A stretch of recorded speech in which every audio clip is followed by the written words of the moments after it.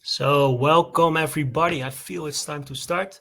I see we already have almost 100 people joining this webinar, so that's great. Hopefully more will tune in. Thanks all for making time to be here today. I'm going to try to take you on this journey with me from pixels to insight, a guide to data-driven video analysis. So sit back, relax, hopefully enjoy. But first, something about me, of course. My name is Lars. I'm one of the football consultants at Sports. You can probably see, based on all the banners, marketing, logos. I was born in Zeeland, which is in the south of the Netherlands, and I'm currently living together with Utrecht, with my girlfriend Nora in Utrecht. I really am into sports. That's also why I work at Sports, of course. Not only football, but also cycling, padel. And I know something about the science of moving dots, which means I have a background in spatial sciences. Sports, yeah, you see it everywhere around me. It's a sport analytics company specialized in football data intelligence. We have been founded 10 years ago. We are now with a great team of 30 people. Most of them are watching very close to me with some chips and beer. So welcome as well. Over 100 clients, and we are located in Zeist at the KNVB campus, which is also the place for the Dutch national football team. It's also the place where I am now. I've divided the presentation in 3 parts to keep it a bit simple. So let's see, the first part is about collecting the data, and already a little spoiler, we use a camera or an optical solution to capture the movements of all moving objects. Then we going to look how we enrich the data, or as the icon shows you, how we going to add the missing piece to the puzzle for cutting edge match analysis. And finally, and I hope you stay tuned to the end, because I think this is really interesting for the analysts out there, we have a look at how you can analyze all this data. So how you can go from a tactical question to actionable insights in just a few clicks. So this is the outline. Because it's a football presentation, I thought it's nice that we do a warming up together. You don't need to jump around, just still sit back, relax. But I will take you through a bit of background, a bit of context, so that there is a level playing field for everyone, because we have such a broad audience today. Then we're going to play the match. So we're going to look how to collect, enrich, and analyze. And at the end, there is enough time for all your questions. So please save them for the end of this presentation. And of course, I will try to answer all of them. So take a sip of water, and then we're really going to start. So the warming up. So first I will tell you something about the football data, because I think it's good to understand which type of data we use. And then I will jump directly to the why question. So why data-driven football, data-driven video analysis? So these are the 2 main data streams we are going to talk about today. On the one hand, you have event data, which contains of all the on-ball events, so passes, tackles, shots. They are collected manually, so by a human, not by a computer. And on the other hand, you have tracking data, which is collected automatically, in our case by an optical solution, a camera solution. And this contains all the off-ball movements. And I want to read this quote because this, I think, shows the combination of both. This is a quote by our lead data scientist, Flores. He was also joining us in the next room. So Flores, you know what I'm going to say now. Event data tells you what happens during 3% of the time. 90% of what happens on the field happens without the ball. As a result, I wouldn't say tracking data provides additional context. I would say it provides decontext. So by having both data streams, combining both data streams, you can create really rich data sets ready for video analysis.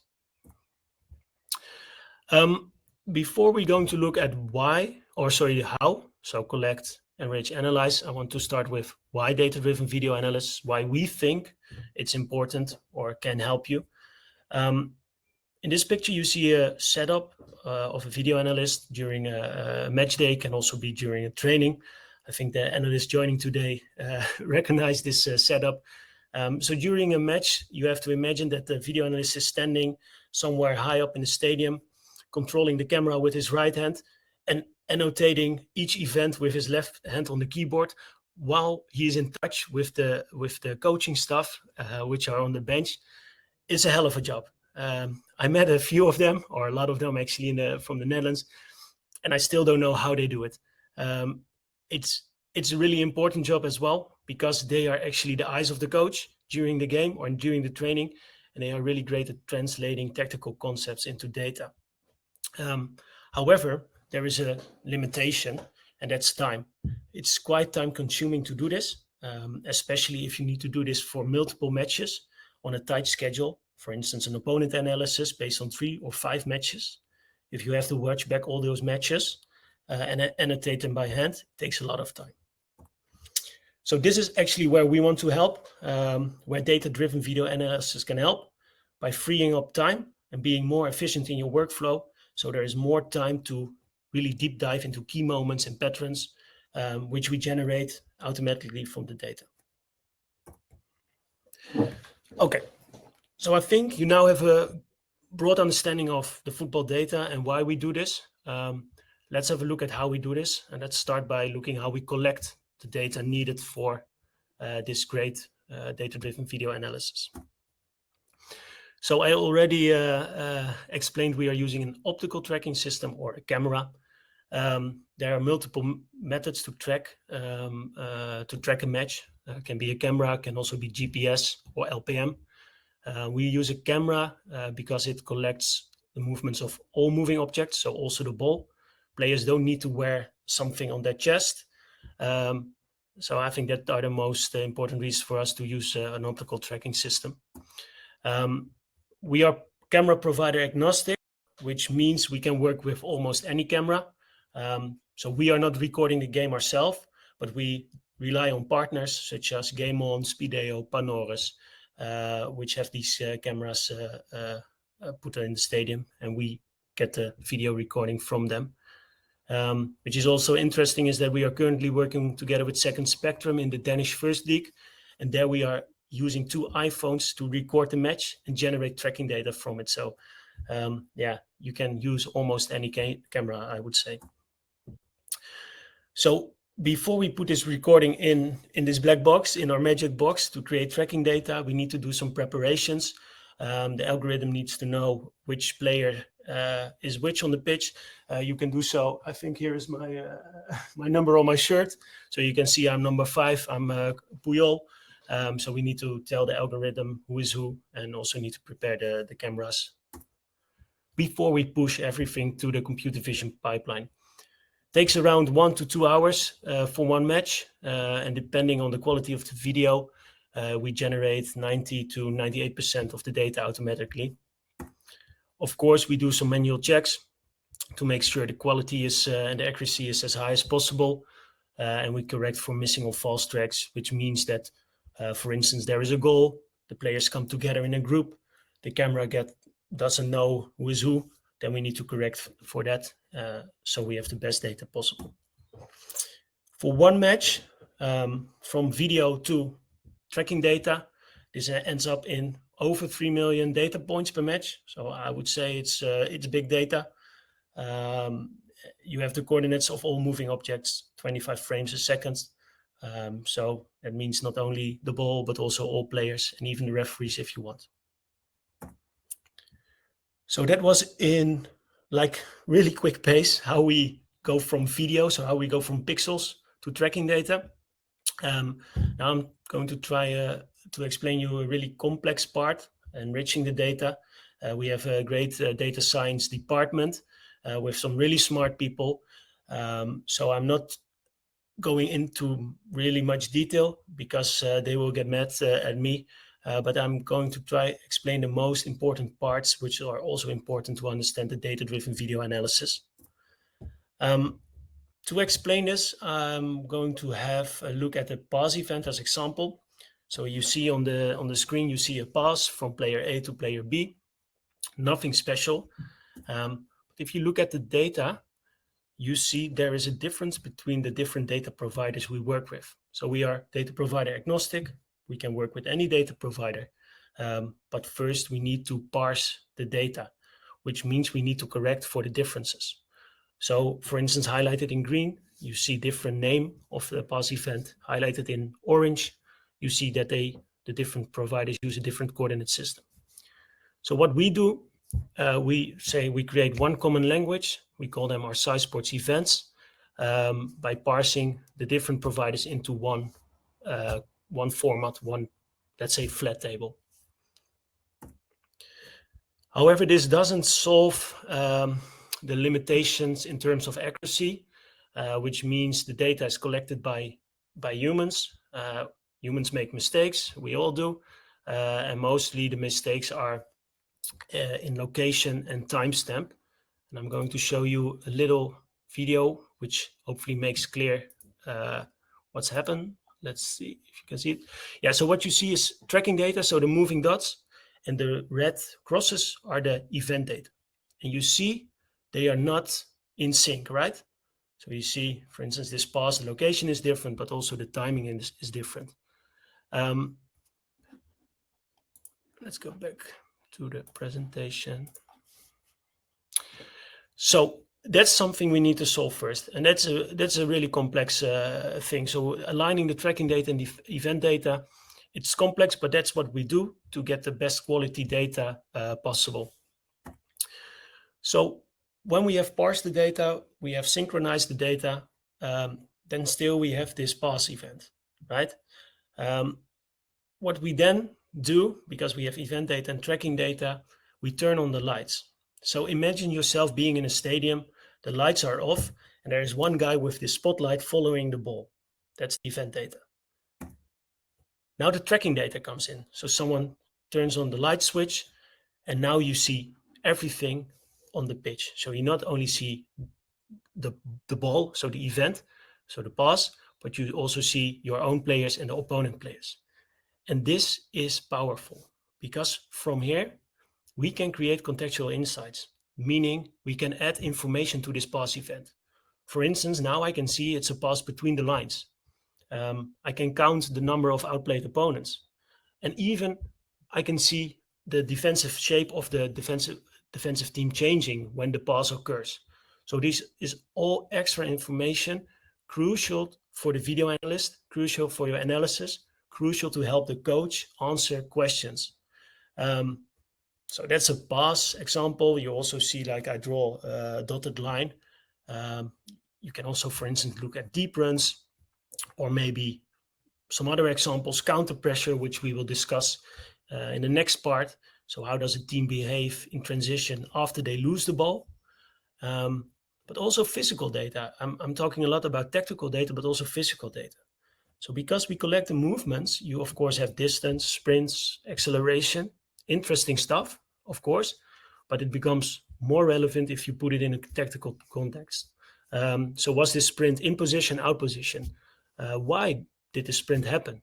Was it because of the line breaking pass that the striker needed to go back really fast? So we give much more information. We enrich the data set. I think that's the key point to remember. So parsing, synchronizing, and then enriching the data set.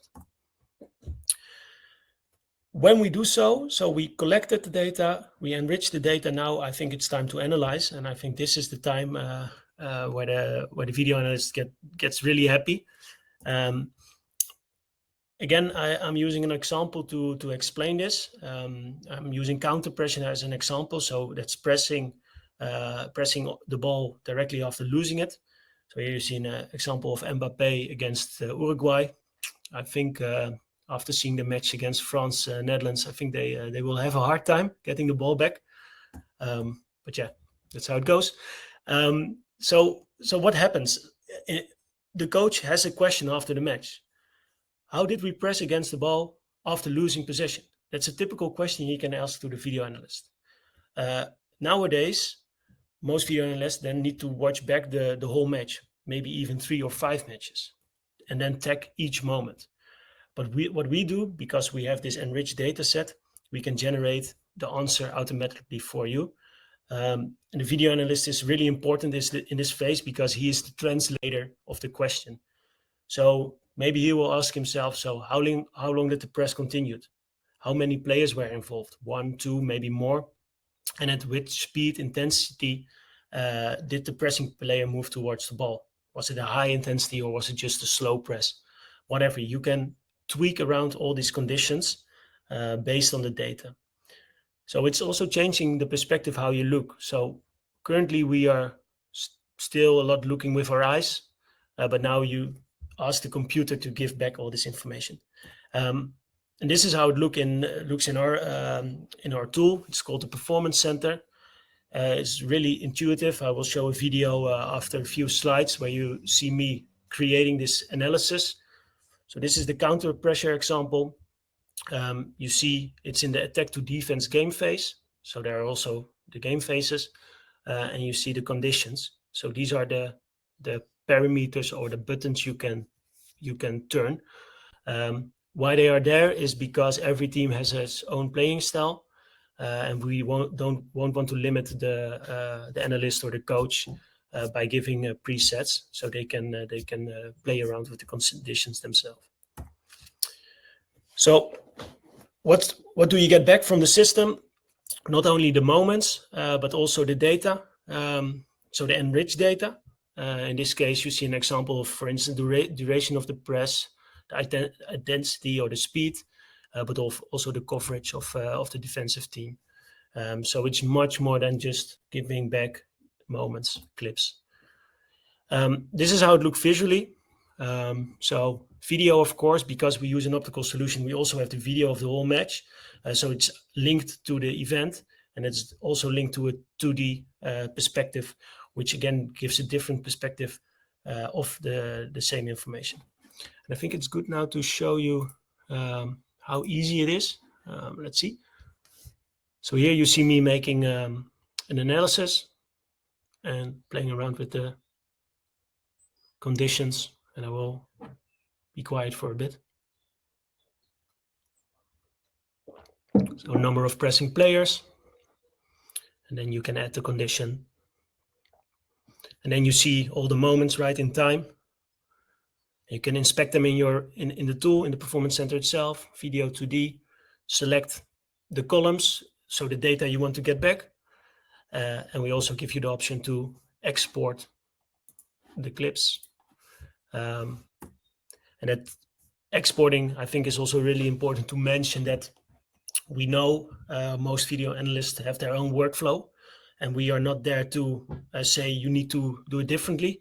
And we want to work together with them, and that's also what we do. So it's also really easy to export a timeline of all these moments and put them in your own video tool, so you can analyze trends and patterns in more depth. So that was 20 minutes of, I hope, a bit of fun. So what, why, and how. But of course, each match has additional time. Quick summary for you guys, so you can maybe recap what we discussed. So this presentation was from Pixels to Insight. Was about data-driven video analysis, mainly to free up time, to have more time to be more efficient, to look at more in-depth questions. You can do so by first collecting the data using an optical tracking system, which collects all moving objects, so also the ball, that's really important. Then enriching the data set. And I think the last part, most importantly, analyzing it in an easy to use tool, going from questions to insight in just a few clicks. Of course, I want to end this presentation with some future developments. This is currently what we are working on. So not only the 2D, but my colleague Dennis, which is a really great guy, but also what he made in a few, what he's now making is I think it's great. It's a 3D perspective of for the performance analysis. It's still work in progress, so don't pin me down, but I just want to show you how it looks. So just to tickle the mind a bit. So again, let me share. So this is how it looks. And I think what's great about this is you can visualize distances, but you can also change the perspective. Can also change the perspective of the camera. So behind the goal, maybe between the lines, you can see spaces, you can see movements. Yeah, I think maybe this can be one of the next steps.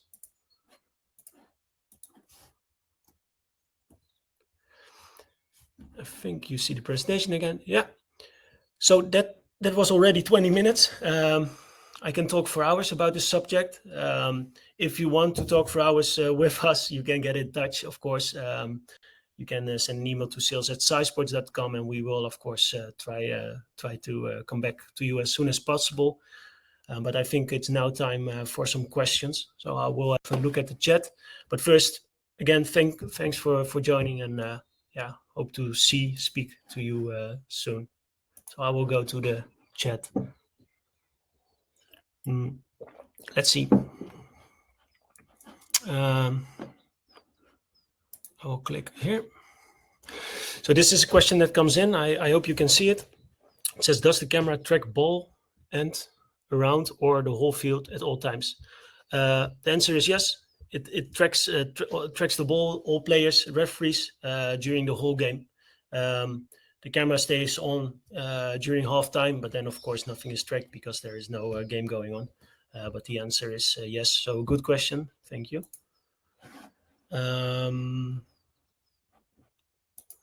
See, another question. I have a question about the tracking. You said that around 98% are done automatically and the rest manually. So are you manually correcting track errors like occlusion loss of player?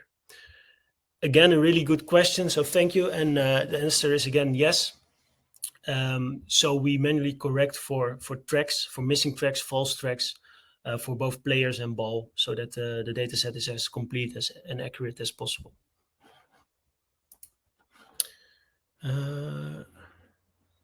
Let's see. Let's see here. Do we have multiple cameras? Not sure what you mean. I think what you mean, so it depends on the camera provider. So for instance, Panoris, we have a left and right camera, so a left and right cutout, and we synchronize both to create one video, let's say so, we use for the tracking data. I know Game On has 4. Yeah, and it depends, I think, on the camera provider. So I hope this answers your question. Let's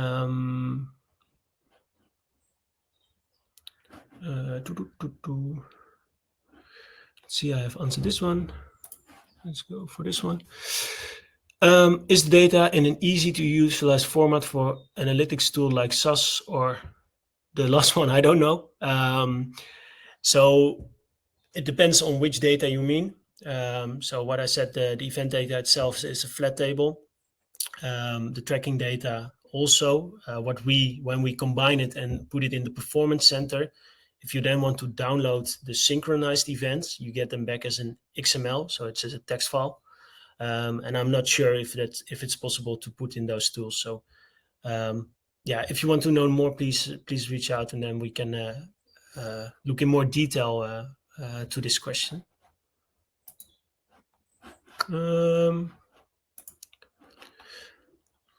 Also, really good question. So how soon? Depends on the contract, but we now do it for the Eredivisie and the Keukenkampioen-divisie, which is the 2nd division in the Netherlands, and we have it next day noon available. But what's most important for us to start the process is the video. So if the video is in, the pipeline starts, right? And then it takes a few hours to get into the platform. So good question again. Hi, can we download the data in XLS file? The synchronized events, we give them back as XML, not as a flat table yet. But that's a good question, and it is, in theory, it's possible to give back. So you saw the table right in the screenshot, so that can be possible. I think that were the most. Let's see, a lot of questions, so that's good, guys. Do you generate the tracking data in-house or also use third-party providers for this? So what we do for the Keukenkampioen division, the 2nd division in the Netherlands, we generate the tracking data in-house. but we can also work with three third-party providers. So for instance, in the Eredivisie, the first division in the Netherlands, we work together with Trakap. So they provide the tracking data and we put it in the platform. So we can actually do both. So we can use videos, but we can also directly use tracking data from third-party providers. So a good question, because I forgot to mention this. So you saved me today. Thanks.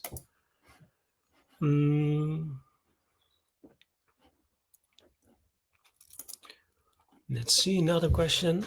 Is your event data compatible with other tools such as Wisecout?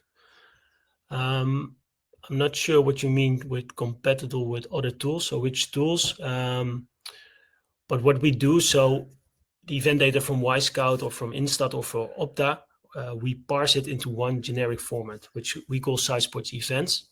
So I think the answer in this case is yes.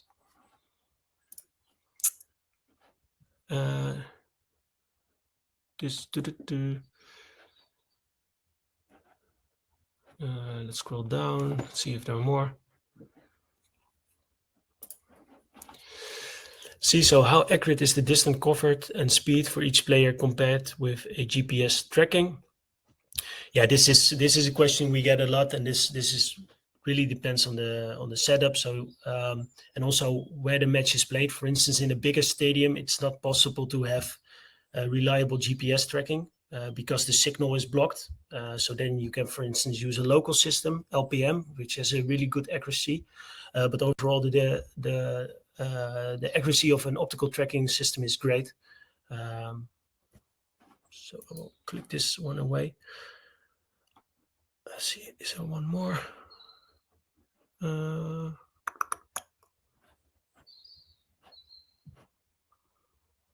I think that's all. So thanks, guys. Yeah, if there are any more questions, please get in touch, I would say. I see we are perfect in time, so almost 30 minutes. So that's also great. I really hope you enjoyed it. You learned something from it. Yeah, once again, thanks for making this time. Almost 100 people joining today. That's a lot. The people that didn't join, they get it in their mailbox. So hopefully I see you soon. And thanks again. Bye-bye.